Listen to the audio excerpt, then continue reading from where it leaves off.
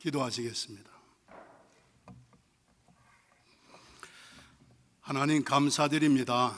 남가주 주님의 교회 부흥성회 창립 35주년을 맞이해서 주께서 베푸신 모든 은혜를 기억하고 감사하며 영광 돌리고자 모였습니다. 주님, 우리를 통해서 영광 받으시되 한량없는 하늘의 은혜와 축복으로 충만히 함께 하심을 다시 한번 체험하는 저희 모두가 되게 하여 주시옵소서. 우리의 기도와 하나님의 선하신 뜻이 함께 이 성회 가운데서 이루어지게 하여 주시옵소서. 이번 성회가 또한 오늘 주시는 말씀이 하나님이 꼭 나를 위하여 나 때문에 허락하신 말씀처럼 듣게 하시고 그 말씀을 통하여 주시는 하나님의 은혜와 능력을 체험하는 우리 모두가 되게 하여 주시옵소서. 부족한 종을 주의 손에 의탁합니다. 주님이 원하시는 뜻대로만 쓰임받는 의로운 도구가 되게 하여 주옵소서. 목사님과 온 교우들의 성회를 준비하며 드린 모든 기도와 마음의 소원이 하나님의 영광 가운데 다 이루어지도록 복의 복을 더하여 주실 줄 믿사옵고 우리의 모든 것의 주가 되시는 예수 그리스도의 이름으로 감사하며 기도드리옵나이다. 아멘. 할렐루야. 제가 구두 이렇게 신고서 붕해하는 건 난생 처음입니다. 이 사진 찍어서 정동에다가 보내지 마시길 바랍니다. 왜 정동재 이렇게 목사가 미국에 가서 주책 떨고 다니느냐고 혹시 좀 뜻을 모르는 분이 오해할까봐. 저는 제 구두를 빌려준 기억이 나질 않아요. 그런데 목사님은 늘 만날 때마다 제 구두 빌려 신고 장가 갔다는 얘기를 하는데, 아무튼 그때 우정이 지금까지, 제가 81년에 유학을 왔거든요. 그러니까 지금 몇 년 됐습니까? 37년이 된 거죠. 지금까지 오랜 그런 영적인 친구, 동지로서 교제하며 함께 주님을 섬기게 된 것을 큰 은총으로 축복으로 생각을 합니다. 하나님께서 이번 성회를 통해서 우리 모두에게 주실 은혜가 반드시 있을 줄로 믿고 그 은혜를 나 또한 여러분 개개인이 함께 체험할 수 있게 되시기를 주님의 이름으로 간절히 축원합니다. 혹시 가운데 박준성 목사님 아시는 분이 계실지 모르겠는데요, 모스크바에서 선교사로 사역하실 때 제가 거기 집회를 섬기러 간 적이 있었습니다. 타스 통신의 그 수양관에서 집회를 했는데 러시안 그 목회자들 또 한인 선교사님들이 모인 그런 집회였습니다. 식사 시간마다 맨 끝에 홈레스 한 사람이 앉아 있는데 그 사람을 그 러시안 백인 목사님이 열심히 수중 드는 거 있죠. 정성을 다하여 음식을 담아다가 그렇게 차려주고 하는 것을 보았는데, 그 러시안 목사님 풍채가 좋아요. 목소리도 아주 굉장히 좋은 음성을 가지고 있는데 그분을 이름하여 별칭하기를 비숍이라고 부르는 것을 들었습니다. 감독님이라고 호칭을 하는데 아마 감독의 이미지와 그런 느낌을 주었기 때문에 그런 별명이 주어지지 않았나 싶은데, 아니 유별나게 그 분이, 그 감독이 그 홈레스를 이렇게 챙겨서 섬기는 걸 보면서 참 특이하다 했는데, 나중에 박준성 목사님 제게 말씀하시더라고요. 저분이 사실은 송 목사 홈레스 출신이었어. 홈레스였는데 빵을 얻어 먹으려고 선교사의 그 사역회장에 출입하면서 육신의 빵을 얻어 먹다가 성경 공부하면서 결국 영의 생명의 떡까지 먹고 안수받은 목사가 되었고 별명은 비숍이 되었다라는 이야기를 듣고 감동을 받았습니다. 그때 그 비숍의 이름이 특이해요. 뼈토로라고 하는데, 뼈토로가 무슨 말인가 했더니 베드로라는 뜻이 되겠습니다. 그래서 비숍 뼈토로의 이야기를 제가 기억을 하고 있습니다. 홈레스 생활을 하던 사람이 교회에 가서 생명의 떡을 먹고 육신의 떡도 먹었지만 영의 생명의 양식을 먹고 결국은 뼈토로 감독 비숍 그리고 안수받은 목사님이 된 것을 보면서, 하나님은 얼마든지 여러분과 저의 인생을 새롭게 재창조하시는 능력과 사랑의 주님이심을 저는 확실히 믿고 고백을 합니다. 여러분 잘 아시는 심수봉이라는 가수가 있죠. 충청남도 서산 출신인데 그 집안은 대대로 창을 하는 가정이라고 그래요.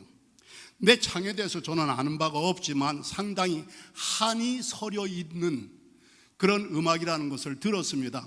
영적으로 이렇게 박지 않다는 얘기입니다. 사촌 언니가 전도를 한 거예요. 심수봉 씨는 사실 본명은 아닙니다. 심민경인가가 아마 본명인 걸로 알고 있는데, 동생에게 권면하기를 예수 믿어야 내 운명이 바뀐다. 한번 따라 하실까요? 하나님을 믿으면 내 운명이 바뀐다. 아멘. 처음에는 귀담아 듣지 않았습니다. 근데 결국은 그 사촌 언니가 전해준 그 말씀이 심령의 밭에 떨어진 거 있죠. 아무리 인기 가수로서 정상에 이르긴 했지만 뭔가 심령과 인생의 공허와 허탈과 번민을 면치 못하고 있었던 중에 언니의 그 말을 들은 대로 하나님을 믿으면 내 운명이 바뀐다는 말씀 그대로 받아들여서 예수님을 구주로 영접하기 시작을 했는데, 그 결과 그의 인생이, 그의 운명이 송두리째 바뀌게 되었다는 고백이 되겠습니다. 할렐루야. 지금 집을 팔고 이사를 갔지만 강남의 그 좋은 주택가에다가 집을 짓고요, 자기 음악을 연주할 수 있는 그런 연주실을 만들어 놨는데, 이분이 은혜를 받은 다음에는 음악과 상담을 통하여 사람들의 상처를 싸매어주는 음악 상담 치유사로서의 사역까지 겸하여 감당하고 있는 모습을 우리가 대한 적이 있습니다. 러시아의 뾰토르 감독, 인기 정상의 가수 심수봉 씨가 하나님을 믿으면 내 운명이 바뀐다는 이 말씀, 오늘 이것은 남의 이야기만이 아니라 오늘 여러분과 저 우리 모두에게도 해당되는 이야기요, 이미 체험한 하나님의 은혜, 그 은혜로 인한 감사의 고백이 되어 있는 줄로 믿습니다. 오늘 함께 나눌 말씀은 조각목이라는 나무에 관한 말씀을 드리려고 하는데, 장로님께서 대표기도 하시는 중에 조각목 앞에다가 쓸모없는 조각목과 같은 우리라는 고백을 하셨는데, 이 장로님이 내 설교 원고를 어디서 보셨나 깜짝 놀랐어요. 조각목을 가리켜 유대인들은요, 한번 따라 하시길 바랍니다. 땔감으로도 못 쓸 나무다. 하등의 사용과 이용 가치가 없다는 것을 그렇게 표현한 겁니다. 웬만하면 땔감으로는 다 쓸만하지 않겠어요? 그런데 이 조각목은 땔감으로도 못 쓸 나무다 라고 하는 것이 유대인들의 조각목에 대한 인식이었습니다. 그런데 하나님께서는 모세에게 조각목을 가져다가 법궤를 만들도록 지명하셨다는 사실입니다. 사람이 보고 생각하고 판단하는 것과 하나님의 섭리와 계획과 사랑과 능력의 역사는 정말 상상을 초월하는구나 라는 것을 실감하게 됩니다. 다시 말씀드립니다. 조각목은 무슨 나무라고요? 땔감으로도 쓸모없는 나무, 못 쓸 나무, 아무런 사용의 이용의 가치도 없는, 존재의 의미도 가치도 도대체 인정받지 못하는 나무를 이름하여 조각목, 땔감으로도 못 쓸 나무라 이렇게 표현을 한다는데, 하나님께서는 오히려 그 조각목을 가지고 지성소에 안치하는 법궤의 목재로 쓰임받게 하셨다는 거죠. 법궤로 쓰여지는 그런 나무가 바로 조각목에서 비롯되었다는 것을 볼 때에 하나님의 절대 주권과 섭리의 역사에 그 은혜가 우리에게 임하면 여러분과 저 또한 얼마든지 우리의 인생과 운명이 송두리째 바뀌어지는 하나님의 기적, 하나님의 구원, 하나님의 축복을 체험하게 될 줄로 믿습니다. 남가주 주님의 교회 창립 35주년을 맞이했다고 하셨는데, 먼저 정동제일교회 교우들과 더불어 목사님을 비롯한 교우 여러분들께 축하의 인사를 드립니다. 35년 결코 짧은 세월이 아닙니다. 제가 81년에 유학을 와서 2007년에 정동제일교회로 부임해 나가기까지 짧지 않은 기간이 되겠습니다. 로스펠리즈 교회에서 교육목사로 3년간 사역을 했고, 그 다음에 23년 동안을 담임 목회를 하다가 26년을 이민 목회를 하다가 지금 정동에 나간 지 이제 12년 차 목회를 하고 있는데, 제 딴에는요 홈커밍한 거 있죠. 고향에 돌아온 것과 같은 그런 느낌이 있습니다. 반겨줄 사람이 꽤 있죠. 반갑고 보고 싶은 사람들이 참 많이 있습니다. 홈커밍의 그런 기쁨을 가지고 왔는데, 사실은요, 제가 휴가를 내서 온 거거든요. 휴가 한 10여일 지내는데 1년에 한 번 볼까 말까 한 아이들 손주들하고 좀 시간을 보내야 하는데, 제가 김낙인 목사님한테 걸린 거 있죠. 붙잡힌 거 있죠. 그게 작년부터. 그래서 금년에 이렇게 좋은 기회를 주셔서 여러분 앞에 오게 되었는데, 사실은 휴가로 왔지만요, 부흥회를 인도한다는 것은 영적으로 상당히 부담스러운 사명과 책임이라고 생각이 됩니다. 이왕에 좋은 표현을 하나 앞에다 붙인다면 거룩한 부담을 느끼고 있는, 거룩한 텐션을 가지고 제가 지금 휴가를 지내고 있다, 그렇게 말씀을 드리고 싶습니다. 이러나 저러나 저는 유학과 이민 목회를 통하여 받은 은혜가 너무나 많습니다. 정동에 12년 차 목회를 하면서 받은 은혜가 너무나 많습니다. 마침 지난 7월 29일에는 정동제일교회 133년 역사에 재정적인 규모로 봐서는 120억 규모의 엄청난 성전 대보수 공사를 마치고 입당 성별 예배를 드리게 되었어요. 할렐루야. 그래서 하나님께 큰 영광을 돌렸고, 교우들이 교회를 올 때마다 정말 이게 내가 다니던 정동교회가 맞아? 아니, 저 자신도 너무나도 설레고 너무나 기쁘고 감격스러운 거 있죠. 미국에서 이민 목회도 제가 나름대로 하나님 앞에 쓰임 받고 고국으로 돌아갔지만, 또 고국에서 목회를 하면서도 홈커밍 할 때 이런 좋은 소식을 보고 드리면서 성회에 여러분과 함께 주님을 섬기며 은혜 그리고 감사의 축제에 자리를 같이 하게 된 것을 큰 영광과 축복과 특권으로 생각합니다. 할렐루야. 하나님께서 우리에게 주신 은혜를 받되 오늘 나 같은 존재, 마치 땔감으로도 쓸모없고 아무 쓸짝이 없는 존재처럼 여김을 받았다 할지라도, 하나님의 절대 주권과 섭리, 하나님의 사랑과 능력의 손길에 붙잡히기만 하면은 법궤로 영광스럽게 보배롭게 쓰임받는 인생과 인물이 될 수 있다는 확신을 가지시고, 그런 체험과 감격을 가지고 마음껏 그 은혜의 주님 앞에 큰 박수로 영광을 돌렸으면 좋겠습니다. 할렐루야. 할렐루야.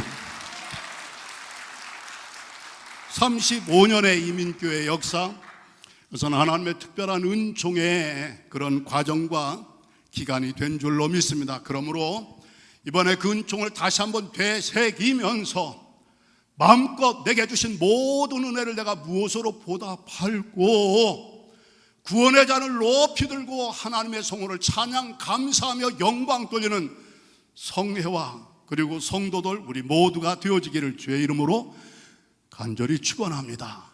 그리고 더 나아가 앞으로의 35년 또는 45년, 55년 역사를 계속 이어나가기까지 하나님의 은총과 감사가 끊임없이 충만한 목회와 교회와 우리의 이민생활과 신앙생활이 되어지기를 주님의 이름으로 간절히 기원합니다. 조각목에서 법궤 같은 성도로서의 인생의 변화, 운명의 변화를 이루기까지 하나님께서 우리에게 주신 은혜가 있고 교훈이 있는데, 그걸 좀 생각을 해보고자 합니다. 사실은요, 이 조각목에 관한 설교는 제가 오래전에 준비한 설교였습니다. 성지 순례를 하면서 이집트 여정을 마치고 홍해를 건너게 되었어요. 해저 터널로 버스를 타고 건너가게 되는데, 해저 터널이 자그마치 4km 10리나 되는 바닷속의 터널로 지나가는데요, 일본 사람들이 공사를 했다고 그래요. 근데 좀 어디가 누수가 되니까 중간중간에 그걸 보수공사한다고 해요. 아니, 바닷속에 터널에 물이 샌대요. 거길 또 버스가 지나가는 거예요. 한번 지나갔습니다. 지나가고 난 다음에 황량한 벌판 광야가 확 튀어지는데, 우리를 안내하는 친구가 저기 있는 저 나무가 무슨 나무인 줄 아세요? 알 턱이 없죠. 알 리가 만무하죠. 모르겠는데 했더니 저 나무가요, 조각목이라는 나무입니다. 그때 제 마음속에 조각목이라는 나무가 저런 나무구나. 그것이 계기가 되어서 조각목에 관한 것을 좀 글을 보게 되었습니다. 그런 연유를 해서 조각목에 대해서 제 나름대로 깨달은 바가 있고 받은 감동이 있어서 함께 나누고자 합니다. 뗄감으로도 못 쓸 나무, 쓸 짝이 없는 존재, 법궤로 만들어져 쓰임받게 하시는 하나님의 은혜의 역사, 할렐루야. 이것이 한 나무의 이야기로 끝나는 것이 아니라 저 개인의 신앙과 인생의 체험적인 간증적인 고백으로 이것이 오버래핑이 되는 거 있죠. 나의 이야기로 들려지는 거 있죠. 그럴 때는 이 조각목에 관한 말씀을 생각할 때마다 하나님의 은혜가 얼마나 감격스럽게 내 마음에 와 닿는지 알 수가 없어요. 제가 지난 주일 저녁에 LA 공항에 도착을 했습니다. 새벽에 일찍 눈이 뜨여졌어요. 한 2시나 3시쯤 됐을 거예요. 그래서 이제 말씀을 묵상을 하는데 하나님께서 이번에 조각목에서 법궤와 같은 성도로 제목은 그대로 두었지만 사실 설교의 내용은 이번에 새벽에 묵상하면서 하나님이 새로운 깨우침을 주셨어요. 아주 평이합니다. 그런데 상당히 이제까지 조각목을 두고 했던 설교와는 좀 내용이 다르게 접근하게끔 하나님 주신 은혜라는 것을 참고로 말씀을 드리고 싶은데요, 먼저 이 조각목을 통하여 제게 주신 깨우침이 있습니다. 법궤와 같은 성도로 쓰임받는 영광스러운 내 인생과 운명을 속누리채 바꿔주시는 하나님의 은혜, 그 놀라운 축복의 삶을 살기까지 먼저 주시는 메시지 교훈은 뭘까? 한번 따라 하시길 바랍니다. 단단해져야 한다. 단단해져야 한다. 예. 조각목이 무슨 나무인가 했더니요, 영문의 글을 보니까 hard, orange, brown, wood 이렇게 되어 있어요. 이 대목에서 제가 먼저 깨달은 대목은 뭘까? 법궤야말로 보물상자 중에 보물상자인데 이 조각목을 지정하신 것은 전적으로 하나님의 주권과 선택에 의한 은혜인 줄로 믿습니다. 아멘. 그런데 그 선택의 은혜를 받은 이 조각목이 해픈 두비 생각해 보니까 무슨 나무인가 했더니 목질이 단단한 나무다라는 얘기입니다. 70인역 번역을 보니까 이 70인역 번역에는 썩지 않는 나무 이렇게 돼요. 따라 하실까요? 조각목은 썩지 않는 나무다. 썩지 않는 나무다. 왜 썩지 않을까요? 단단하기 때문에. 예. 썩지 않는 나무, 이것을 또 달리 번역을 한다면 타락하지 않는 나무, 쇠퇴하지 않는 나무.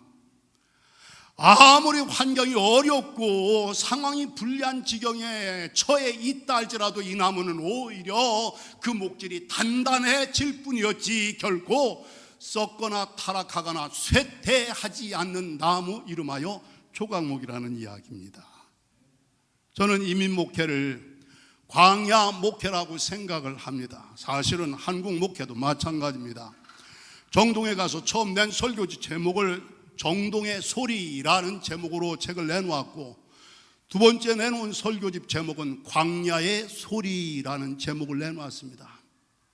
의미 없는, 뜻이 없는 소리는 없습니다. 정동에서 외치는 저의 메시지, 설교의 소리가 정동에서 전하니까 정동의 소리지만, 두 번째 낼 때는 정동과 한국교회 상황을 저는 광야로 느끼게 된 거 있죠.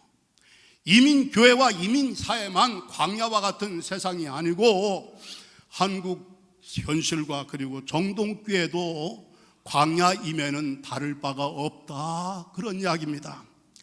광야는 상당히 척박한 땅입니다. 황무지입니다. 불모지이기도 합니다. 생존 서바이벌의 위험이 있는 곳이기도 합니다. 저 1984년에 나성 한인교회에 담임 목사로 부름을 받게 되었을 때에 딱 장로님이 한 분 계셨는데, 그때 장로님께서 목사님, 우리 교회는 지금 절벽 벼랑 끝에 서 있습니다. 더 이상 물러날 여지가 없는 교회입니다. 사실은 이번에 간판을 내리고 교회 문을 닫으려고 하는 참입니다. 그런데 저를 만나서 목회를 다시 한번 하도록 이렇게 이제 관심을 보여주는 건데, 제가 그때 마음속에 벼랑 끝에 서서 물러날 여지가 없고 간판 내리고 문 닫을 거면 그냥 끝내시지 왜 나를 끌어들여 가지고 공부 마치고 한국에 나가서 목회를 하려고 하는 제가 섣불리 여기에 팔 들여놨다가 교회 하나 문 닫고 왔다 하면 한국에서 누가 나를 목사로 쓰겠어요? 그런 긴장과 그런 부담이 없잖아 있었습니다.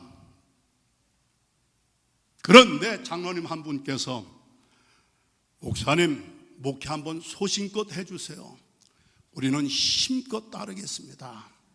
그 말씀이 상당히 저한테는 고무적으로 들려졌습니다. 힘껏 소신껏 이 두 단어가, 또 하나는 제가 유학을 목회 연장이라는 모토를 내걸고 공부를 했어요.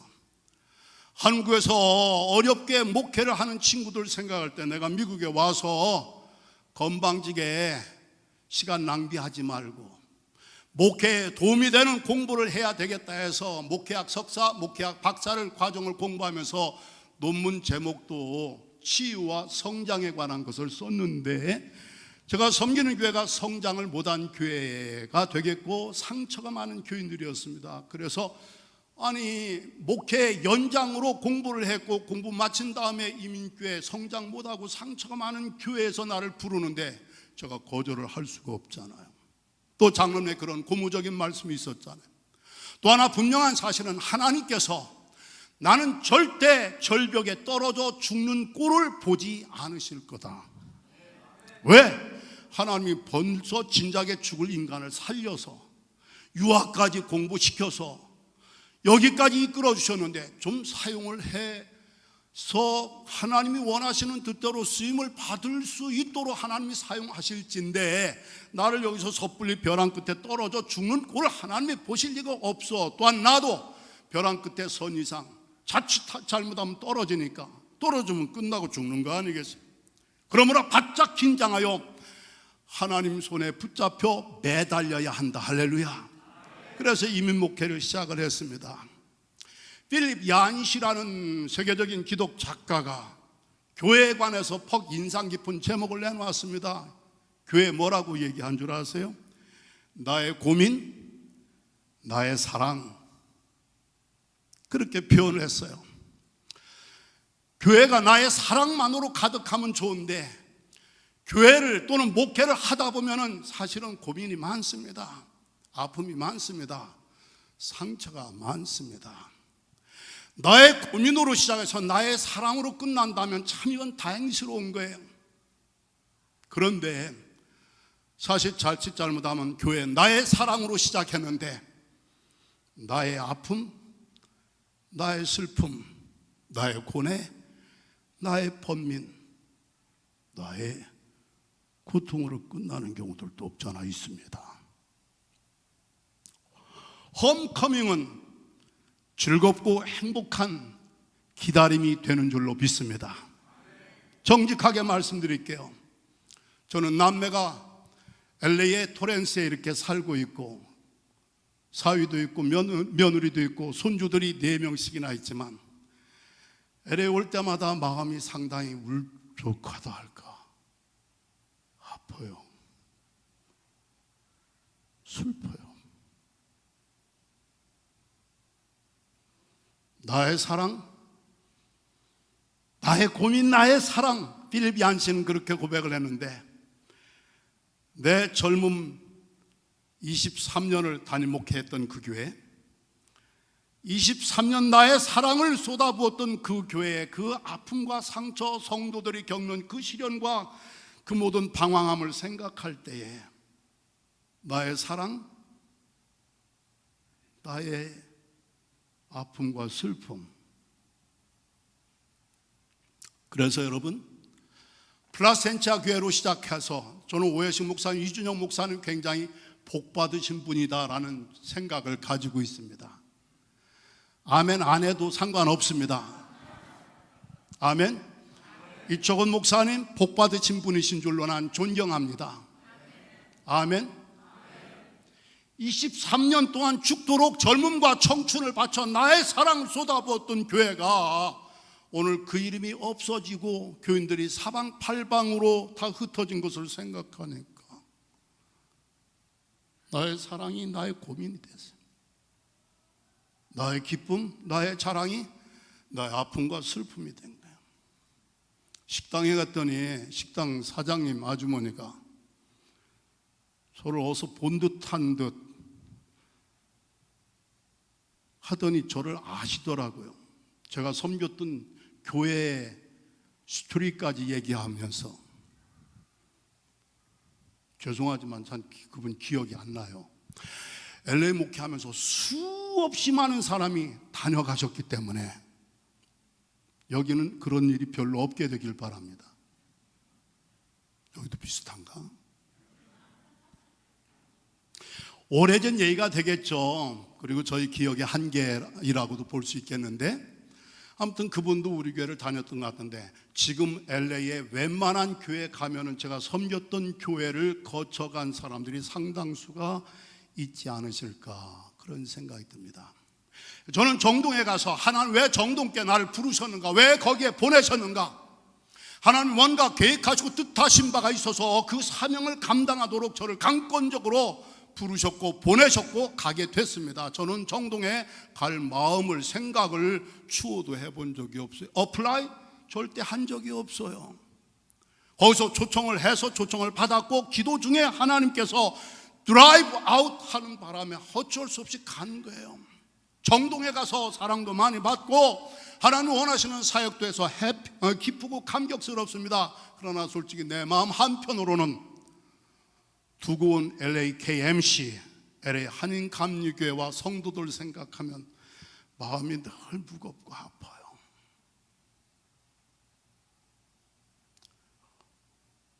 제가 지금 뭔 얘기 하냐면요, 이 조각목이 광야에서 땔감으로도 못 쓸 나무로 말라 비틀어졌는데 최악의 환경입니다. 가장 위험하고 가장 열악한 환경입니다. 그런데 그 조각목이 단단한 나무, 그리고 법궤로 쓰임받은 것은 역설스럽게도 그 광야에 뿌리를 박고 서바이벌 하면서 나무가 단단해졌다, 이 얘기를 드리는 거예요. 제가 금년으로 목회 43년을 하고 있습니다. 75년의 목회를 시작을 했으니까요. 한국에서 개척교회도 해봤고 예배당 건축도 해봤고 나름대로 목회 5년 반 하다 유학을 왔고 이민 목회 26년 하다가 또 가서 12년 목회를 하게 되었습니다만은 제 평생에 가장 큰 하나님의 은혜를 받고 나름대로 하나님의 놀라운 은혜의 역사에 내가 만들어주고 연단된 과정이 바로 어디에서 있었는가? 한국도 제가 광야라고 얘기했습니다만 특별히 이민 목회 현장이야말로 광야 중에 광야이다. 아멘. 네거티브한 임프레션을 주기도 하지만 영적으로는 이 광야가 오히려 조각목이 있는 자리라는 거, 조각목이 단단해질 수 있었던 것은 바로 광야라는 지독하고 위험천만한 그런 곳에 뿌리를 박은 것이 바로 조각목이 단단해진 배경이 되었다는 사실 아닙니까? 사랑교회 옥하는 목사님이 생존해 계실 때 만났을 때 이민 목회 10년 이상 한 목사는 내가 무조건 존경한다는 말씀을 하실 때 내가 위로를 받았어요. 저분이 그래도 이민 목사, 이민 목회의 고충과 애로를 알고 계시는가 보다. 짐작으로 하시는 말씀이 아니라 유학 와 오셔서 3, 4년 동안 이민 목회를 잠깐 하시면서 많이 좀 경험을 하신 것 같아요. 오정현 목사 저희들 앞에서 이민 목회 10년 이상 한 목사는 무조건 존경했대. 어느 분이? 옥한훈 목사님이에요. 옥한훈 목사는 당신 이름을 재밌게 풀어요. 한없이 흠이 많은 옥이라고. 맞습니다. 하나님은 우리가 여러 가지 조건이 좋기 때문에 외모가 그럴듯해 보이기 때문에 쓰신 게 아니라 베드로가 고넬료 만난 다음에 고백했잖아요. 하나님은 사람의 외모를 보고서 선택하시는 분이 아니고 중심을 보시는 하나님. 할렐루야. 속사람 내면의 심지가 hard, 조각목처럼 단단하면은 비록 사람들이 보기에는 땔감으로도 못 쓸 나무처럼 무시당하고 버림을 당하다 다시피 한다 할지라도 하나는 그 많고 많은 나무 다 제껴놓고 모세야 조각목으로 법게 해. See? 아멘.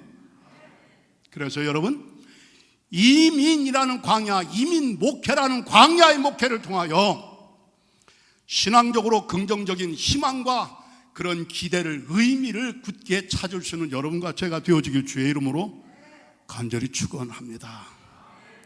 광야가 아니었더라면 조각목은 결코 단단한 나무가 될 수 없다는 것. 광야에 있었기 때문에 나무의 외모는 말라 비틀어지고 별 볼일, 볼품 없어 보일지라도 그 나무 자체는 하드, 오렌지, 브라운, 우드. 이왕에 이민 오셔서 이민 생활 하시는데 여러분과 제가 조각목처럼 속 사람의 심지, 따라합시다. 심지가 견고한 자는 주께서 평강하고 평강하도록 지켜주시나니 이는 그가 주를 신뢰함이니라. 하나님이 어떤 사람을 평강의 평강으로 지켜주시는가? 하나님을 신뢰하는 그 신앙의 중심, 심지가 견고한 사람. 할렐루야. 조각목 계속 얘기합니다. 단단해져야 한다는 얘기예요. 아멘.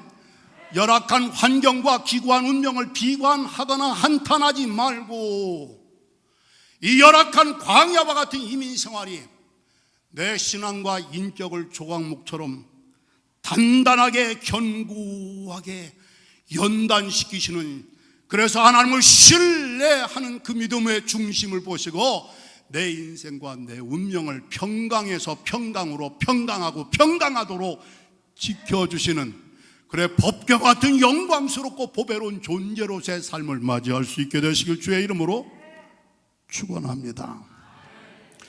제가요, 우리 어머님 설교 잠깐만 드릴게요.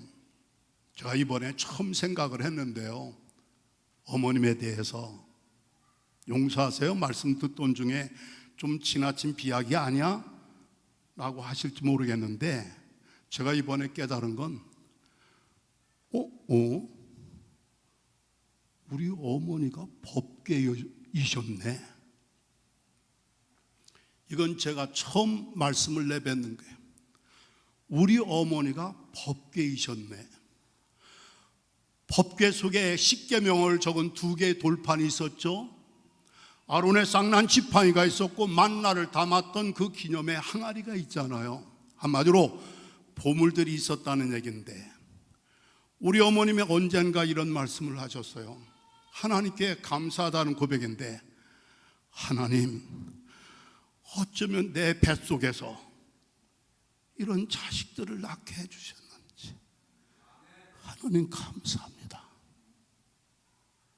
저는 그 얘기를 들은 기억이 있는데 이번에 새벽에 생각하는데 우리 어머님이 법궤고 우리 어머님 뱃속이 법궤 속에 이 아들이 하나 나온 거예요.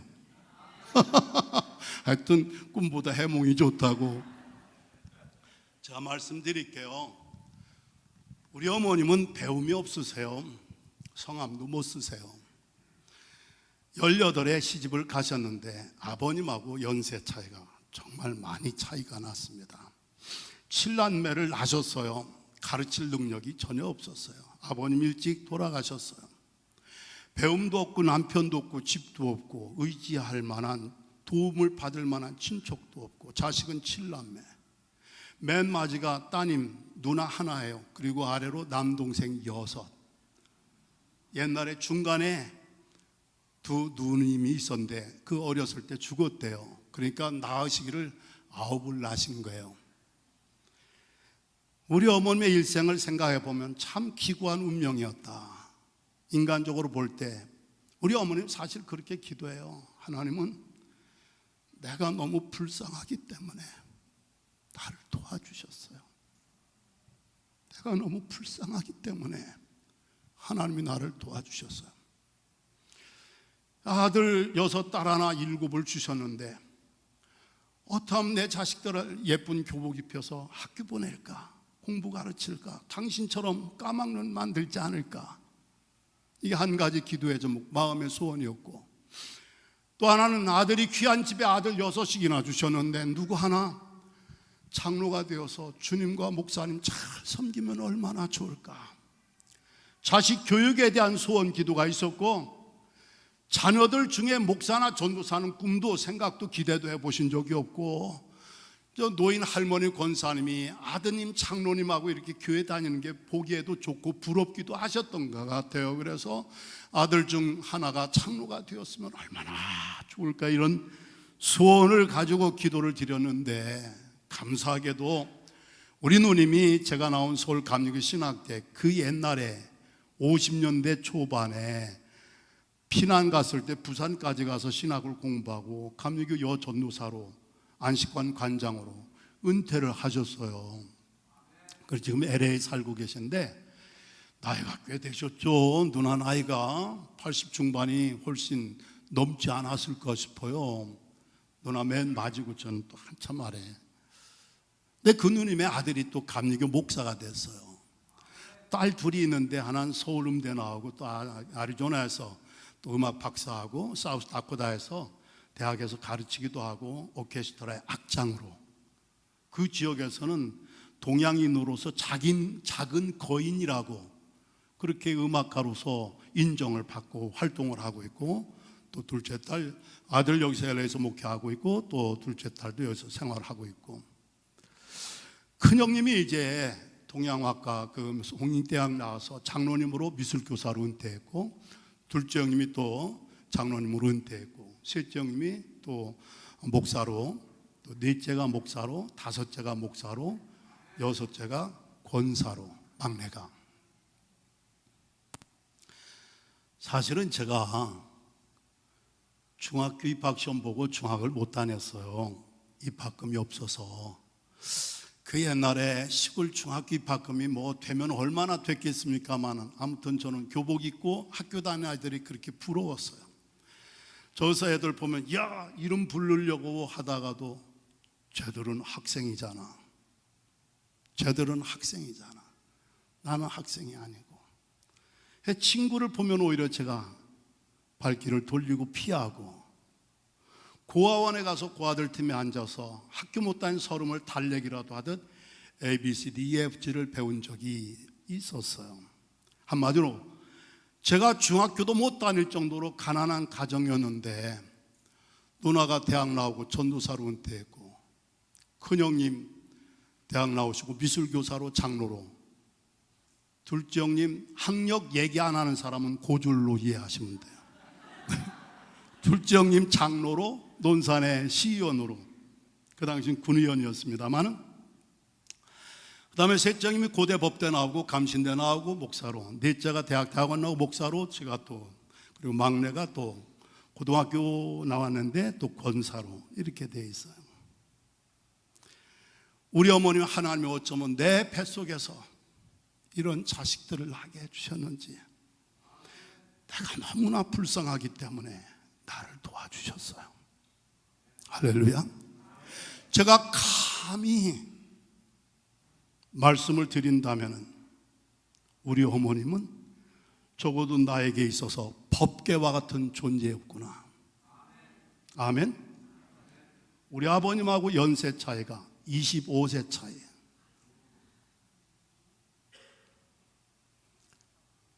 이런 조건으로 인생을, 시집을 가셨고 자식 9을 낳아서 둘을 잃고 7을 기르는 과정에서 우리 어머님은 정말 어떻게 보면 인생 중에 가장 불쌍하고 불행한, 한 가지 확실한 건 하나님을 향하여 무릎 꿇고 흘리는 눈물의 기도가 있었어요. 하나님밖에 매달리고 의지할 분이 없었어요. 하나님, 내게 이 귀한 자식들 주셨는데 어떻게 하면 이 자식들 가르칠 수 있을까요? 아멘. 대학원을 졸업하고 여기서 공부 유학에 마칠 때마다 꼭 어머니께 저는 가운을 벗어서 입혀드리고 모자를 씌워드립니다. 내가 공부한 게 아니고 우리 어머님의 눈물의 기도, 마음의 소원 하나님께서 보시고 들으시고 응답해 주셔서 중학교 입학도 못했던 제가 어떻게 대학원을 둘씩 나오고 석사, 박사를 이렇게 하고, 아니 어떻게 우리 집안이 아들 6 중에 목사가 3명 나오고 장로가 2명 나오고 권사 그리고 딸 하나가 전도사가 되고, 이건요 상상도 못할 하나님의 은총의 역사인 줄로 믿습니다. 제가 고향교회 논산 제일교회 부흥회를 할 때, 어머님 생전에 계실 때 어머님 그리고 큰형님 둘째 형님 2분 장로님의 어머님 옆에 앉아 계셔서 제가 어머님 모시고 나오라겠어요. 그래서 저 서고 어머님, 큰형님, 둘째 형님 2분 장로님이 서가지고 특별 찬송했어요. 우리 어머님 생전에 가장 많이 부르시던 찬송, 지금까지 지내온 것 주의 크신 은혜라. 할렐루야. 한이 없이 부어주시는 주님의 은혜. 2절은 우리 어머니께 제가 마이크를 대드렸어요. 몸도 마음도 연약하나 세임받아 살았네. 내 평생에 가장 감격스러웠던 순간, 하나님 내게 주신 은혜의 순간 꼽는다면, 장가갈 때도 귀한 순간이고 목사 안수 받을 때도 눈물겹도록 감동적인, 그리고 박사학위 받을 때도 감격스러운 거죠. 그렇죠? 애들 시집 장가 보내는 것도 기쁜 일이지만 그런 거와 성격이 좀 다르다는 것을 전제로 하면서 내 일생에 가장 감격스러운 은혜의 순간은 뭘까? 고향교회에서 어머님하고 부흥회하면서 찬송 불렀던 거. 할렐루야. 고향교회 교인들은 우리 어머니가 어떤 인생을 살았다는 걸 다 아시잖아요. 불쌍한 과부. 할렐루야. 제가 그래서 감히 말씀드리는 거예요. 제가 외람댁에 우리 어머니를 땔감으로도 못 쓸 나무로 비유하고 싶지는 않지만, 굳이 오늘 말씀과 상관을 지어 본다면 우리 어머님은 그런 존재였습니다. 그런데 우리 하나님께서 어쩌면 내 뱃속에서 이런 귀한 자식들을 낳게 해주셨는지, 우리 어머님이 법계셨구나. 만약에 제가 또한 우리 형제 자매들이 귀하게 하나님의 종으로 쓰임받는다는 것을 인정한다고 볼 때에, 비록 십계명은 아니었고 만나담은 항아리와 아론의 쌍난 지팡이는 아니었다 할지라도 보배로운 자식들을 낳게 해주신 우리 어머니는 법계였구나. 그런 고백을 제가 오늘 여러분 앞에 처음 드리는, 우리 어머님 법계셨구나. 아멘. 광야, 조각목, 땔감으로도 못 쓸 나무,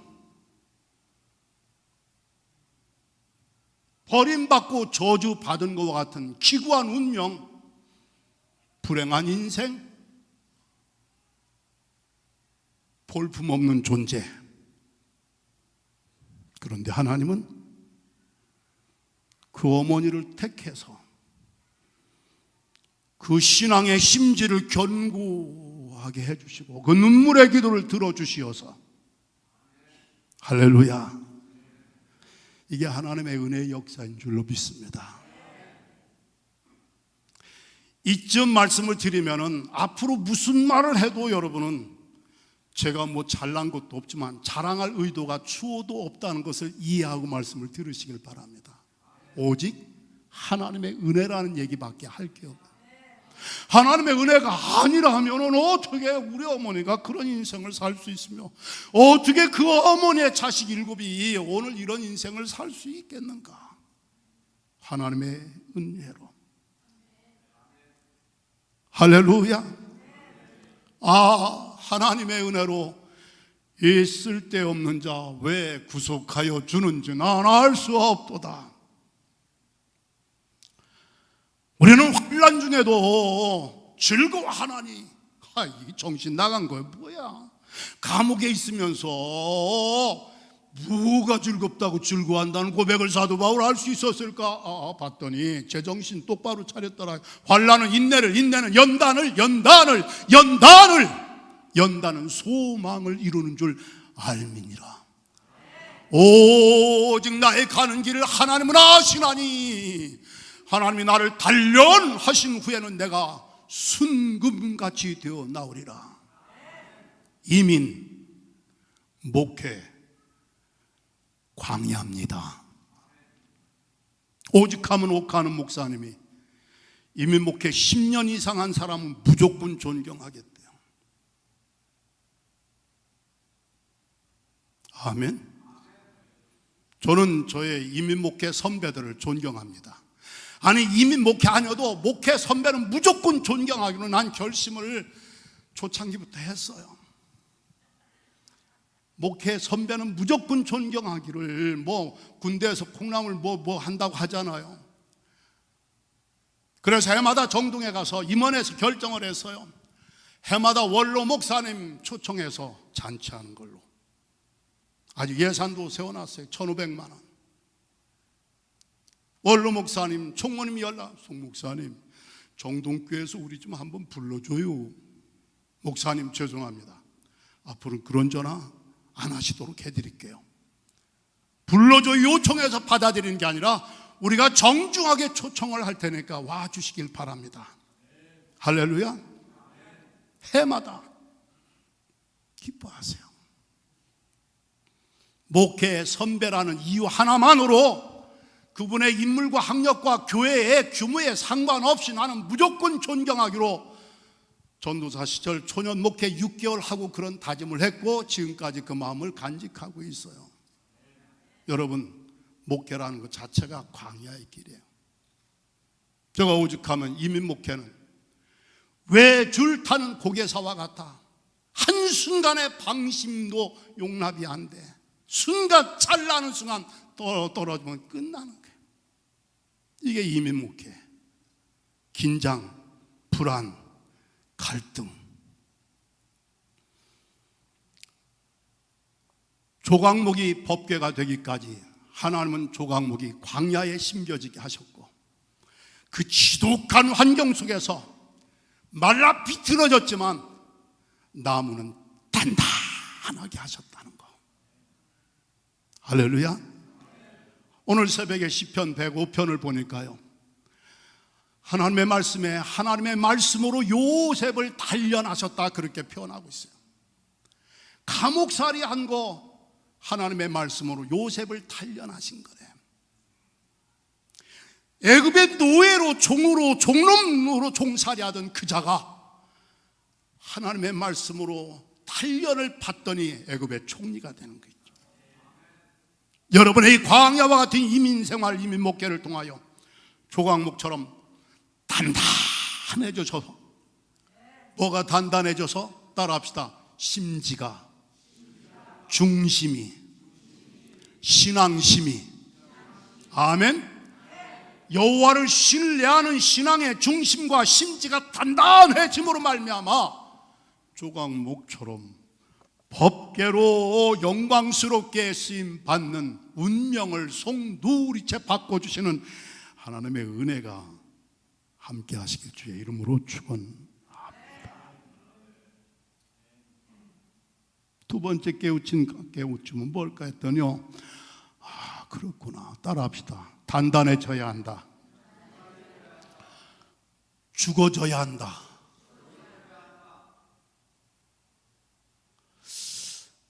그냥 우리는 죽는다는 말은 많이 해요. 내가 죽어야 한다. 내가 죽어야 한다. 공자가 죽어야 막 나라가 산다. 내가 죽어야 돼. 그 말도 일리가 있어요. 의지적으로 결단하고 행동하고 내가 죽어야 합니다. 그런데 이번에 새벽에 주신 깨우침은 뭘까? 죽는 것도 죽어지도록 하나님이 역사해야 죽어진다는 거. 옆 사람하고 한번 인사하세요. 죽는다고 다 죽는 게 아니야. 죽어져야 죽는 겁니다. 아멘. 내가 그리스도와 함께 십자가에 못 박혔나니 아니 십자가에 내가 내 못 박습니까? 누가 못을 박으니까 박힌 거예요. 누가 죽이니까 죽임을 당하는 겁니다. 조각목이 시퍼렇게 살아있는 한 법궤에 못 됩니다. 아멘? 죽어야 돼요. 근데 나무가 지 맘대로 죽느냐고. 죽여야 죽어지는 거지. 나 그걸 깨달았어 이번에. 나는 수없이 그리스도와 함께 십자가에 못 박혀 죽었나니 나는 죽었어. 그리스도 예수의 사람은 그 육체와 함께 정욕과 탐심을 십자가에 못 박았느니라. 그래 나는 내 육체와 함께 정욕과 탐심을 십자가에 못 박았다. 그렇게만 생각을 했는데 이번에 새벽에 깨달은 건요, 죽어져야 한다는 거. 나무가 자기 마음대로 나 법궤로 만들어지기 위하여 나 죽을래. 지가 어떻게 죽어? 누가 와서 죽여주어야 죽는 거지. 이걸 깨달았어요. 조각목은 아랍 사람들 격언해 보니까 그늘을 주는 나무는 베지 말라, 그런 격언이 있더라고요. 광야 사막에 그늘을 주는 나무는 베지 말라. 필요하다는 얘기예요. 유용하고 유익한 존재라는 얘기입니다. 그늘을 주는 존재로도 유용하고 필요하고 그래서 베지 말라고 했지만 법궤가 되기까지는 베어져야 한다는 거. 아멘? 죽어져야 한다는 거. 이민 목회가 솔직히 좀 그렇잖아요. 뿌리 없는 부평초처럼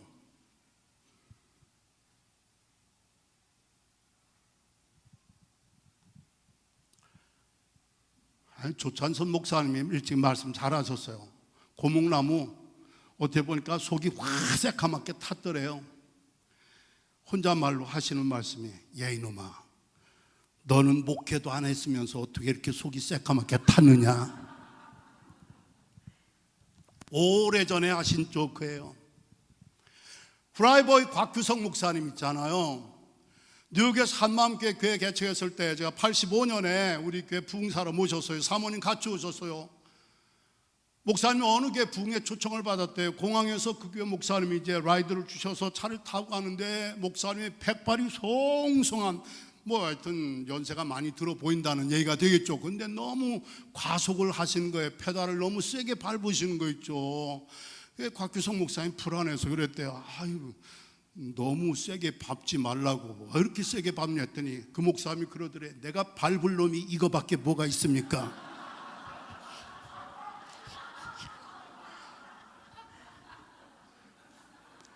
그게 웃기는 얘기처럼 들리지만 목사들의 마음의 아픔을 일면 표현한 것이기도 합니다.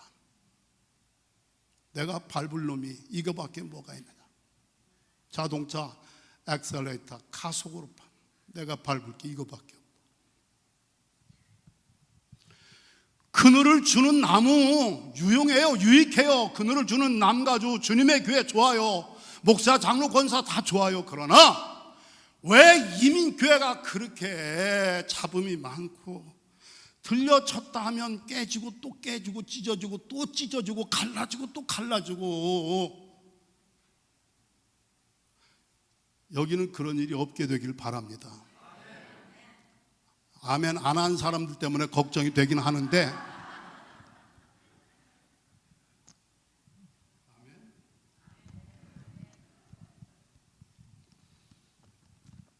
아프잖아요.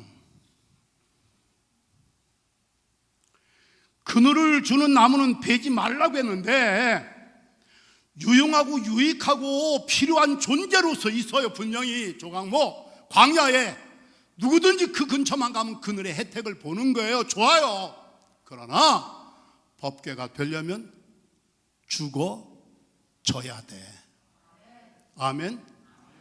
그늘을 주면서 생생난 거 그 문제가 되는 거예요. 쎄, 너 내 신세 졌잖아. 내 덕 봤잖아.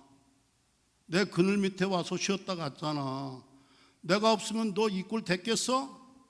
나야. 내가 있어서 이 교회가 이만큼 된 거야. 내 그늘로. 이건 타락입니다. 교만이고. 착각이고.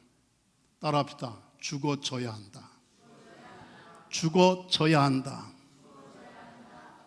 이번에 제가 주님의 교회에 집회 준비하면서 새벽에 받은 영감은 이거였습니다. 저 자신에게도 마찬가지예요.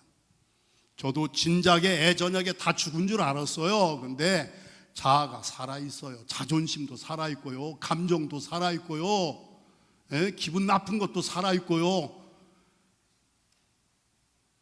우리 친구 김낙인 목사님은 그 상처를 품고 어떻게 살아? 이제는 다 내려놔야지. 내 속으로 그래서 너 말은 그렇게 해도 쉽지 않을 거다. 말은요, 우리가 이 상처 다 내려놓고 살고 싶어요. 옛날 거 그거 자꾸 되새기면서 고통해야 나만 괴로운 거 아닙니까? 그런데 그게 그렇게 쉽지 않더라고요. 죽어져야 돼, 아직도. 아멘. 내 혈기도, 내 그 잘난 자존심도, 존재감도, 감정도 아직도 제가 안 죽은 게 있잖아요. 죽은 줄 알았더니 또 살아나더라니까요. 법궤가 영광스러운 존재로, 보배로운 존재로 정말 하나님 앞에 귀 쓰임 받기까지는 그늘을 주는 나무, 유용해요, 유익해요, 베면 안 돼요, 손대면 안 돼요, 필요한 존재예요. 그러나 그것이 죽어져야 한다니까요. 죽어진다는 걸 여러 가지 함축적인 의미로 적용할 수 있겠지만, 섬김을 위하여 철저히 자기를 내려놓고 희생을 해야 한다. 제가 얼마 전에 몇 해 됐나요? 마게도니아를 간 적이 있었어요. 목회자들. 거기 수도가 스코피에인데 테레사 수녀님의 고향이에요. 기념박물관에 갔어요. 갔더니 세계적으로 내노라는 저명 인사들이 테레사 수녀님하고 사진 찍은 걸 이렇게 확대해서 붙여놓고, 수녀님이 내건 그 유명한 말 동판에다 새겨놓은 게 붙여 있더라고요. 그 내용은 이런 거예요. 세상 사람 다 자기 나름대로 신을 믿는데요, 자기 나름대로 이름을 붙여서 신을 믿는데, 테레사 수녀는 자기 신앙 고백에 Jesus is my God, 나의 신은, 예수님은 나의 하나님이시다. 할렐루야. 그러면서 이어지는 고백을 보니까 아주 심플해요. 간단해요. Jesus is my life, 예수님은 내 생명. Jesus is my only love, 예수님은 나의 유일한 사랑. 아멘. 또 그런가 하면 예수님은 Jesus is my all in all, 내 인생의 모든 것의 모든 것. 또 하나 반복되는 비슷한 표현, Jesus is my everything. 이 짧지만서도 테레사 수녀님의 인생이 어떤 삶을 살았는가, 구조 오늘 말씀과 연계를 진다면은요, 죽어진 거예요. 아멘. 예수 한 분만으로 넉넉하게, 그리고 나라는 존재는 아예 완전히 내려놓고 노벨 평화상을 받았을 때 타임즈의 에드워드 데스먼드라는 기자가 인터뷰를 하면서, 수녀님, 하나님이 수녀님에게 주신 최고의 은사가 뭡니까? 물어봤을 때, 최고의 은사요? 가난한 사람들이죠. 아니, 가난한 사람들이 무슨 은사입니까? 예, 가난한 사람들은요, 나로 하여금 24시간 예수님과 함께 있게 해주기 때문입니다. 무슨 말이야? 그들과 24시간 함께 있는데 단순히 불쌍한 동정과 섬김의 대상이 아니고, I just pretend they are Jesus. 따랍다. 나는 그분들을 예수님처럼 여깁니다. 아멘. 나는 그분들을 예수님처럼 여기고 있기 때문에 그들과 24시간 사는 것은 그분들 덕분에 내가 24시간 예수님과 함께 살고 있는, 그러므로 그들이, 가난한 사람들이 하나님 내게 주신 최고의 은사라는 그런 고백을 한 거예요. 인자가 온 것은 섬김을 받으려 함이 아니요 도리어 섬기려 하고, 자기 목숨을 많은 사람을 위한 대속물로 주려고 오셨다. 누구든지 나를 따르려거든 자기를 부인하고 자기 십자가를 지고 날마다 나를 따를지니라. 아멘. 분명히 주님께서는 주님을 따르는 길이 뭘까? 십자가의 길이 뭘까? 부활의 진리가 뭘까? 기독교는 한마디로 표현하면 죽어야 사는 종교요, 죽어야 사는 복음요, 진리를 얘기하는 거 아니겠어요? 죽어져야 법궤가 된다는 거. 아멘. 죽어져야 법궤가 되는 거고, 아무리 그늘 주고 아무리 자기가 필요한 존재로 유익하게 유용하게 덕을 끼치고 말이야 베풀고 헌금을 하고 일을 많이 했어도 죄송하지만 그 나무가 시퍼렇게 살아있는 한 그건 광야에 말라 비틀어진 나무로 끝나고 마는 거예요. 별 볼 일 없어요. 법궤 근처에도 못 옵니다. 죽어져야만 법궤가 될 수 있다는 거. 그렇게 되는 우리 모두가 되길 주의 이름으로 간절히 축원합니다. 조각목으로 법궤를 만들기까지 조각목이 철저히 죽어져야 했던 것처럼 나같이 광야에 말라 비틀어진 별 볼 일을 뗄감으로도 못 쓸 존재에 지나지 않지만 정말 하나님의 은혜로 하나님 앞에 영광 돌리는 존재로 내 인생과 운명이 탈바꿈하고 쓰임받기를 원하실진데 내 자아와 육성과 죄성과 자아중심적인 삶이 철저하게 예수님과 함께 십자가에 못 박히는, 죽임을 당하는 그런 삶의 경험을 통하여 한 단계 더 법궤로 쓰임받는 그 과정에 들어설 수 있는 우리 모두가 되어지기를 주님의 이름으로 간절히 축원합니다. 아멘. 한번 옆 사람과 인사, 우리 서로 그늘을 주는 나무가 됩시다. 그늘을 주며 삽시다. 죽어져야 하죠. 아멘. 그늘을 주는 존재도 유용하지만 그늘만 주고 가지 말고 법궤가 되기까지 죽어져야 한다는 진리를 꼭 마음에 새기시고 그렇게 되어지길 간절히 바랍니다. 한국 감리교회 대표적인 목회자 중에 하나, 초교파적으로 많이 알아주고 베스트셀러로 인정받고 있는 유기성 목사라는 분이 있어요. 그 친구가 내놓은 책 제목이 뭘까? 나는 죽고 예수로 사는 인생. 아멘. 그런데 그 책을 제목 좋아요. 나는 죽고. 근데 제가 이제 좀 오늘 이 말씀과 연관을 친다면은 나는 죽고, 그 말을 좀 더 정확하게 표현, 나는 죽어지고 예수로만 사라지는 인생. 아멘.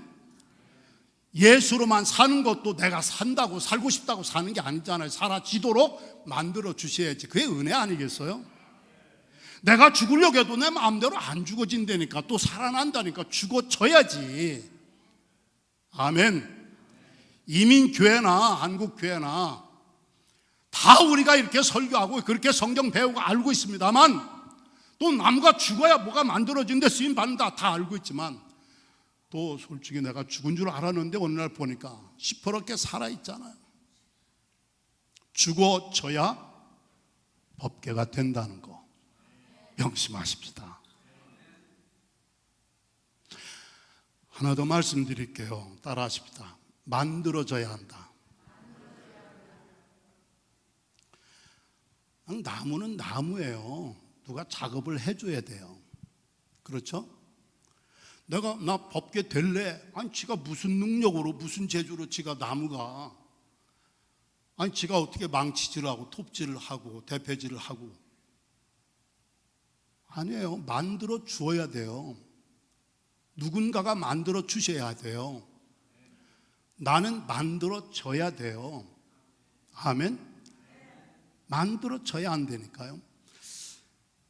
조각목은요, 영어의 히브리어는 쉬띠므로 되어 있고 영어는 쉬띠 우드로 되어 있고요. 우리나라 그 영어 번역에 보면 아카시아 우드로 되어 있어요. 아카시아 나무 계통입니다. 한마디로 표현할까요? 조각목은 가시가 많은 가시나무입니다. 가시나무인데 우리는 가시나무에 대해서 좀 부정적인 생각을 가지고 있는데 꼭 그렇지만 또 않더라니까요. 탈무드에 보니까 같이 따라합시다. 가시나무는 우상을 만드는 일에 쓰임받은 적이 없다. 가시나무 나쁜 건 줄 알았는데 가시나무는 우상을 만드는 일에는 쓰임받은 적이 없대. 이 영적으로는 굉장히 좋은 뜻을 가지고 있어요. 크리스토퍼 라이트라는 목사님이 제3차 로자인데 케이프타운 선언문을 만든 분인데 현대 종교 지도자들이 빠지기 쉬운 우상인 3가지가 있대. 종교 지도자로 국한하지 말고 소위 예수 믿는 신앙인들이 빠지기 쉬운 우상 3가지 뭘까? 파워, 석세스, 그리드.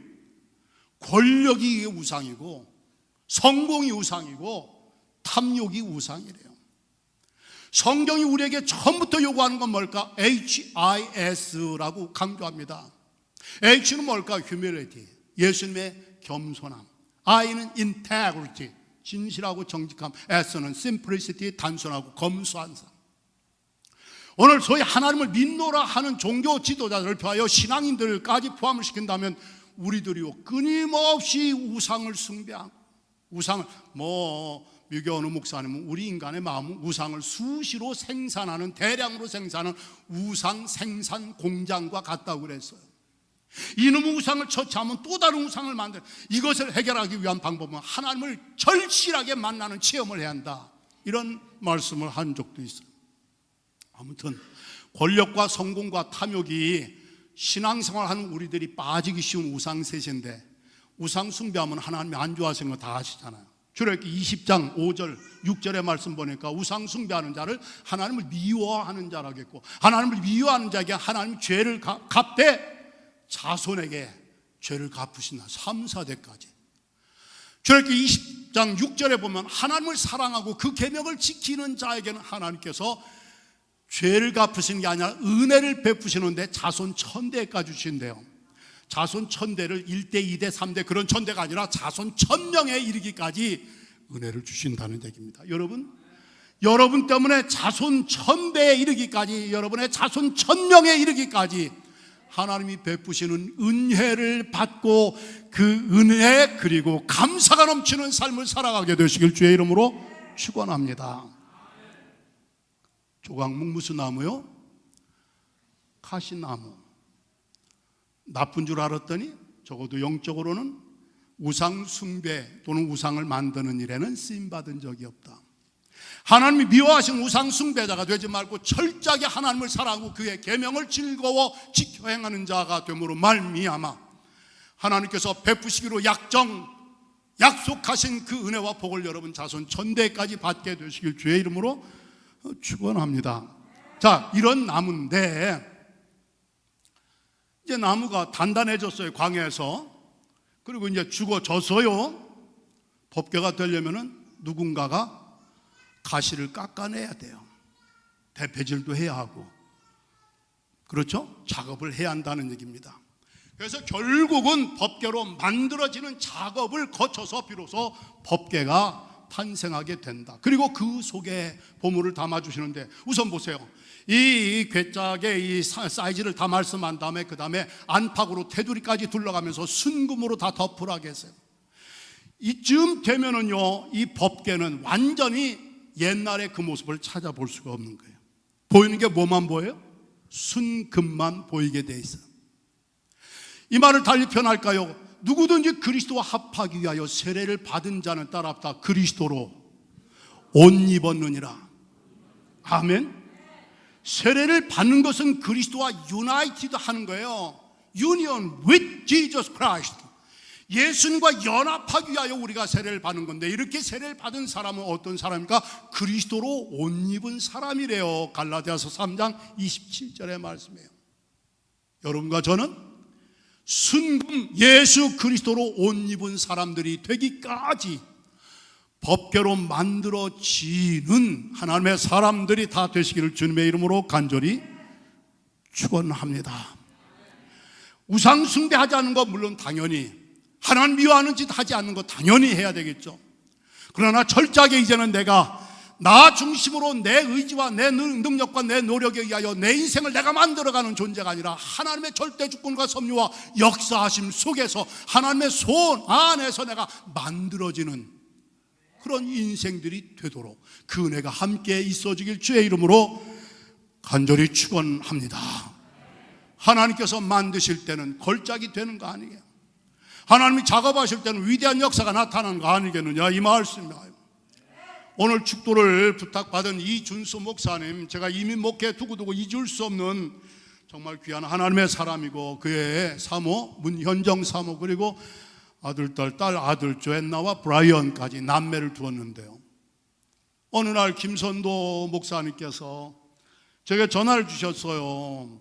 그 권사님 아드님이 UCLA로 유학을 가는데 송목사 교회로 소개했으니까 가면 좀 잘 맞아주면 좋겠다. 네, 알겠어요. 참 하나님의 은혜가 얼마나 위대하고 놀라운가. 오늘 여러분은 이준수 목사님 이야기까지 듣는 그런 기회를 가지시길 바랍니다. 사실은 조산해가지고 아버지는 서울법대, 어머니는 이대, 명문 엘리트 커플, 장남, 조산, 인큐베이터, 황달, 뇌성마비. 그래서 사실 몸 움직임이나 언어나 이 모든 것이 얼마나 힘들고 불편하겠어요. 제가 목사님을 처음 만났을 때, 유학생으로 만났을 때하고 지금의 모습하고는 너무 많이 좋아졌어요. 이 스피치라든지, 특히 목사 안수 받은 다음부터 이 스피치는 더 좋아진 거 있죠.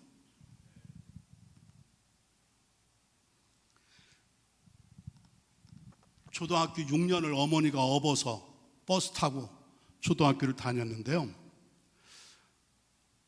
좀 과장된 표현일지 모르지만 남들이 학교 숙제 한 30분이면 할 걸 이 준수는 몇 시간 걸쳐야 했대요.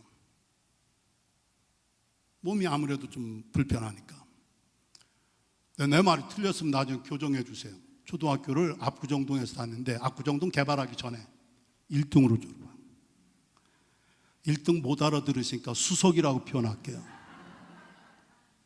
대단한 겁니다.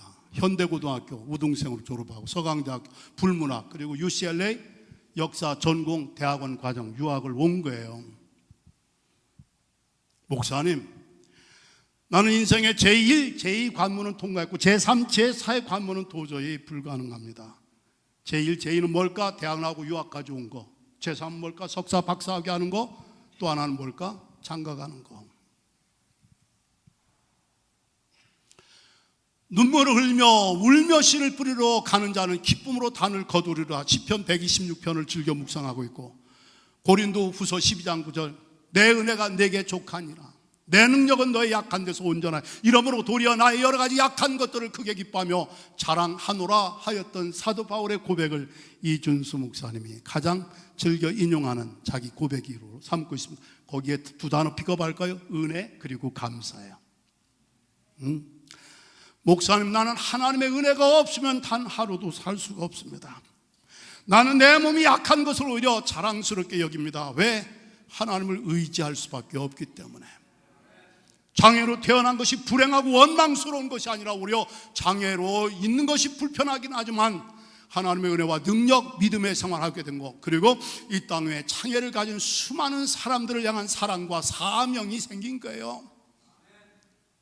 UCLA가 어느 대학입니까? 거기에서 석사 과정을 마쳤고 박사 콜수학을 마치고, 그리고 문현정 사모를 만나서 제가 결혼 주례를 했어요. 할렐루야. 온 교들이 눈물겹도록 함께 감격하며 축복을 했어요. 아이들 남매를 낳아서, 아마 지금 조앤나 브라이언 걔들이 쌍둥이인데요, 중학교 1, 2학년쯤 됐을 거예요. 7학년 또는 8학년, 사모님 6학년. 저 사모 대단한 분이에요. 아주 귀한 그 가정에 정말 온상에서 자라난 남부를 것이 없는 분인데, 준수와의 교제를 통해서, 준수를 통해서 인생과 신앙의 감동과 자극을 많이 느낀 거예요. 인생을 같이 하기로 결정하고 와서 그래서 주례를 한 거예요. 할렐루야. 하나님의 위대한 역사가, 사실 언젠가 그런 고백 한번 한 적이 있어요. 목사님, 나는 어딘가 이렇게 공원 비슷한 데 지나가는데 꼬마들이 놀다가 자기를 보고서 놀래가지고 막 좀 피해가는 걸 봤나 봐요. 자기는 그 아이들한테 뭔가 혐오스러운 존재가 되고 싶지도 않고 해칠 의도도 없는데 아이들은 자기의 모습을 좀 너무나 좀 이상하게 느꼈던지 아이들이 피할 때 그럴 때 참 마음이 슬펐노라고. 건강한 몸을 가지고도 사실은 미국에 유학 와서 석사 박사 과정 공부하는 게 어렵습니다. 그런데 남침례교단 역사에 최초로 안수받은 목사님이 된 거 있죠. 미국 최대 큰 교단에. 용서하세요, 인간적인 외모나 이런 걸로 봐서는 준수 형제가 과연 어떻게 저 인생을 살아갈까. 근데 이제는 수많은 사람들을 그리스도의 마음과 심장으로 품고 그들의 아픔과 슬픔을 함께하며 섬기는 그리스도의 진실한 제자로 만들어졌고 만들어지고 있는 줄로 믿습니다. 아멘. 자기의 의지적인 그런 집념과 노력과 열정과 인내가 있지만 이 모든 것까지도 포함해서 하나님이 조각목과 같은 이 준수군을 선택하여 법궤로 만들어 지금 쓰임받게 하고 계신다는 것, 저는 그렇게 고백을 하고 싶어요. 이 준수 목사는 이 시대의 법궤이다. 아멘. 이런 면에 있어서 얼마든지 우리들도 하나님의 손 안에서 하나님이 작업하실진데 나의 과거의 옛 모습은 상상도 할 수 없는 법궤로 탈바꿈 인생이 되게 해주신다는 확신을 가지고 그 은혜를 체험하고 감격하고 감사하며 은혜에 합당한 삶으로 은혜의 주님께 영광 돌며 살아갈 수 있는 우리 모두가 되어지기를 주님의 이름으로 간절히 축원합니다. 제자는 마데테스, 배우는 자, 달리 표현할까요? No discipline, no disciple. 훈련과 배움이 없이는 제자는 생산되는 게 아닙니다. 제자는 만들어지는 거예요. 법궤는 만들어지는 겁니다. 여러분과 제가 하나님의 손에서 하나님의 손의 작업을 통하여 얼마든지 법궤로 만들어지고 있다는 확신과 소망을 품고 그런 삶으로 나아갈 수 있게 되어지길 주의 이름으로 축원합니다. 이 준수 목사님의 축도를 받는 여러분과 저 모두가 오늘 시대 법궤와 같은 존재들이 다 되시기를 주의 이름으로 축원합니다. 피카소가 한 번은 산책을 하다가 쓰레기를 하나 봤는데 누가 고장난 고물 자전거를 버린 것을 주워다가 작업을 했어요. 작품을 만들었어요. 작품의 이름은 황소머리입니다. 조형물이에요. 작업은 간단한 작업 같더라고요. 자전거 안장을 떼어서 거꾸로 놓고 이것이 황소머리처럼 해놓고 손잡이를 떼가지고 이 위에다가 붙여놓은 거예요. 이름하여 황소머리인데 1942년작입니다. 50여 년이 지난 다음에 영국의 어느 경매장에서 이 황소머리 작품이 293억 원의 경매가 되었다는 이야기예요. 다시 말씀드립니다. 고장나 버려진 쓰레기 그걸 주워다가 작업을 했더니 상상을 못할 고가의 작품이 만들어졌다는 거예요. 피카소가 한 말이 퍽 인상 깊은 말을 했어요. 아마 그 작품을 만들고 그런 고백을 했는지 모르겠어요. 예술가는 더 이상 창작하는 사람이 아니다. 따라합시다. 예술은 창작하는 것이 아니고 발견하는 것이다. 아멘. 하나님이 창조해 놓으신 것을, 하나님이 이제도 재창조하시는 것을 예술가는 발견하는 역할을 감당하는 거지, 감히 예술가가 창작했다는 말, 창조했다는 말은 가당치가 않다는 그런 겸허한 고백을 한 것 좀 인상 깊게 읽어보았습니다. 그분이 한 말씀, 비록 쓰레기라 할지라도 그 속에 담겨져 있는 위대한 가능성을 발견하면 예술품의 재료가 될 수 있다. 이분은 쓰레기 더미에 버려진 고장난 그 자전거 속에서 가능성을 본 거예요. 그리고 예술품 재료로 삼은 거예요. 오늘 조각목과 법계 얘기를 드렸는데 타고난 운명, 주어진 현실, 직면하는 환경, 비관한다고 문제가 해결되겠습니까? 피한다고 문제가 없어지겠습니까? 아니, 오히려 긍정적으로 우리가 어쩌다 이민을 왔든지 이 광야와 같은 이민 환경, 이민 생활을 하고 있는데, 오케이, 조각목이 사는 곳이 바로 광야였고 법궤가 바로 광야의 조각목을 통해서 만들어졌다는 걸 기억하셔서 세 가지 단어만 기억하십시다. 따라합시다. 단단해져야 한다. 단단해져야 한다. 죽어져야 한다. 죽어져야 한다. 완전히 죽어져야 한다. 만들어져야 한다. 그렇게 되시길 주님의 이름으로 간절히 축원합니다. 기도하시겠습니다. 예, 반주자 나오시고 속삭이듯 주님 앞에 고백하셔도 좋을 것 같습니다. 하나님, 조각목을 법궤로 만들어 쓰임받게 하신 하나님, 제가 여기 있습니다. 저도 이민 광야에서 좀 더 단단한 신앙의 인격자로 만들어지게 하여 주시고 내 자아와 육성과 죄성과 혈기와 습관과 그 알량한 그 그늘을 주는 삶을 내 덕 보고 내 신세 입은 너희들 나 때문인 줄 알아라, 이런 것까지 다 죽어지게 하여 주시옵소서. 그리고 내가 나를 만드는 것이 아니라 창조주 하나님이 나를 만들어지도록 만드시는 작업에 하나님의 손에 붙들려 만들어지게 하여 주옵소서. 그리고 내 안에 나 같은 존재 안에도 법궤의 보물을 담아 주시옵소서. 하나님께 영광 돌리기를 원합니다. 주여, 우리의 기도를 들어 주시옵소서. 다 함께 목사님 나오실 때까지 기도하시겠습니다. 은혜로우신 우리들의 아버지 하나님, 주의 성을 찬양하며 감사하며 경배, 하나님 앞에 영광 올려드립니다. 때를 따라 도우시는 은혜와 능력으로 함께 하시옵소서.